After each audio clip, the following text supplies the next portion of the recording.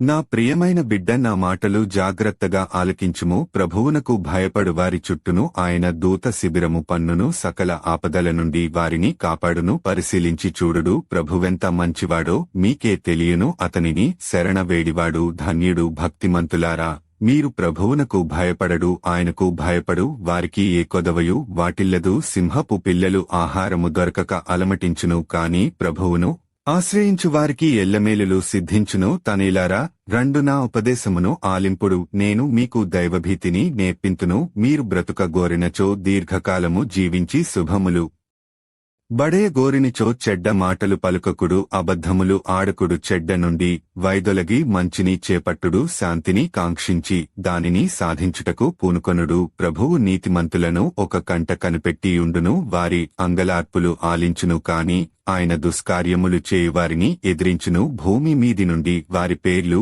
మాచిపోవునట్లు చేయను. నీతిమంతులు మొరపెట్టినచో ప్రభువు ఆలించును. సకల విపత్తుల నుండి వారిని కాపాడును. వేదన వలన గుండెలు పగిలిన వారికి ప్రభువు చేరువలోనే యుండును. బాధల వలన ధైర్యము కోల్పోయిన వారిని అతడు రక్షించును. కీర్తనలు గ్రంథము 34వ అధ్యాయము 7 నుంచి 18వ వచనము వరకు. ఆమెన్.